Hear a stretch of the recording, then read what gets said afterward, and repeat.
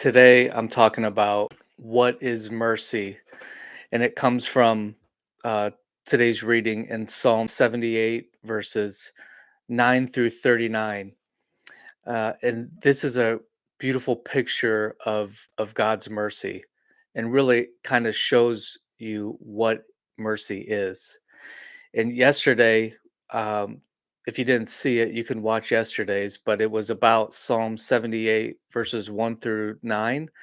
And um, really, there's a progression.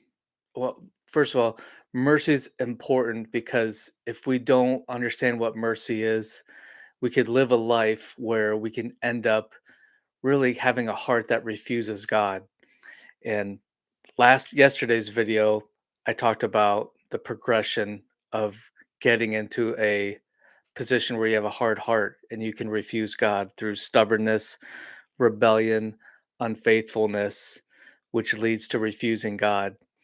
And this uh, today's reading really is a picture of that, but it shows you what mercy is. So, and I'll talk about my takeaway on this uh, set of scriptures afterwards. But I'm going to read today. I'm going to read today's devotion, Psalm 78, verses starting in verse uh, 9. Let me grab it here. Excuse me. Yeah, so it says the warriors of Ephraim, though armed with bows, turned their backs and fled on the day of battle. They did not keep God's covenant and refused to live by his instructions. They forgot what he had done, the great wonders he had shown them, the miracles he did for their ancestors on the plain of Zon in the land of Egypt. For he divided the sea and led them through, making the water stand up like walls. In the daytime he led them by a cloud, and all night by a pillar of fire. This is the children of Israel who God is rescuing from Egypt. And not only is he rescuing them, he's doing it in miraculous ways, incredible ways. For he divided the sea and led them through, making the waters stand up like walls. In the daytime, every day, he split open the rocks in the wilderness to give them water, as from a gushing spring. He made streams pour from the rock, making the waters flow down like a river. Yet they kept on sinning against him, rebelling against the Most High in the desert. They stubbornly tested God in their hearts, demanding the floods they craved. Remember, there's a progression for coming into a situation in life where your heart is hard and you can refuse God. Listen to those words: rebelling, stubborn, being stubborn. They even spoke against God Himself, saying, God can't give us food in the wilderness. Yes, He can strike a rock so water gushes out, but He can't give His people bread and meat. When the Lord heard them, He was furious. The fire of His wrath burned against Jacob. Yes, his anger rose against Israel, for they did not believe God or trust him to care for them. But he commanded the skies to open. He opened the doors of heaven. He rained down manna for them to eat. He gave them bread from heaven. They ate the food of angels. God gave them all they could hold. He released the east wind in the heavens and guided the south wind by his mighty power. He rained down meat as thick as dust, birds as plentiful as the sand on the seashore. He caused the birds to fall within their camp, all around their tents. The people ate their fill. He gave them what they craved. But before they satisfied their craving, while the meat was yet in their mouths, the anger of God rose against them, and he killed their strongest men.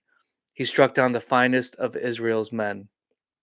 But in spite of this, the people kept sinning. Despite his wonders, they refused to trust him. So he ended their lives in failure, their years in terror. When God began killing them, they finally sought him. They repented and took God seriously. Then they remembered that God was their rock, that God Most High was their Redeemer. But all they gave him was lip service. They lied to him with their tongues. Their hearts were not loyal to him. They did not keep his covenant. Yet he was merciful and forgave their sins and did not destroy them all. Many times he held back his anger and did not unleash his fury, for he remembered that they were merely mortal, gone like a breath of wind that never returns. We're talking about what is mercy, and that these the scriptures I just read, it's a picture of mercy, but it's also a picture of a progression of people who are stubborn, who are rebellious, who are unfaithful, and whose heart refused to believe God. And the key verse that I wanted to stay on was Psalm 78:38, and I just lost it. Psalm 70, yet it says, "Yet he was merciful and forgave their sins and did not destroy them all. Many times he held back his anger and did not unleash his fury." This mercy, what is mercy? At its core, mercy is you're guilty and you don't receive the punishment you deserve for what you did. That is mercy. And to live that, the biggest takeaway that I got is that faith is required to receive or extend mercy. Mercy is not based on feelings. And if you are living your life where in order for you to extend mercy to somebody, you're waiting on feelings, that's never going to happen. And also, if you're wanting to receive mercy and the only way that you think you receive it is through feelings, you're not going to receive it that way either. Mercy and faith are connected and they're required. It's impossible really to receive the mercy of God and to extend the mercy of God based on feelings. You have to do it as a decision, and God is a picture of this. These people, um, the scriptures that we just read, He rescued the Israelites out of Egyptian bondage through miraculous ways, through parting the Red Sea. They experienced that. They not only experienced deliverance from their enemies, God destroyed their enemies. Like they had no more enemies. It was just them and God. And He's leading them with visual signs through fire, through a cloud. He's he's miraculously providing for them through water coming out of rocks. Yet these people they're stubborn, they're rebellious, um, and they're even they become unfaithful, and they're refusing to believe. They come to a point where they say um, that they receive God, or what it's saying there that, but they were just giving them lip service, you know. And we just have to be uh, careful that feelings and mercy don't go together, but faith and mercy, it goes together. It doesn't mean that there's not going to be consequences to with extending mercy to somebody. I think of an example of work. You know, as a manager, I've had some employees lie to me before, and they're guilty, and I could easily just fired them, but I extended mercy to them. But it wasn't just mercy. There were still consequences that went into play.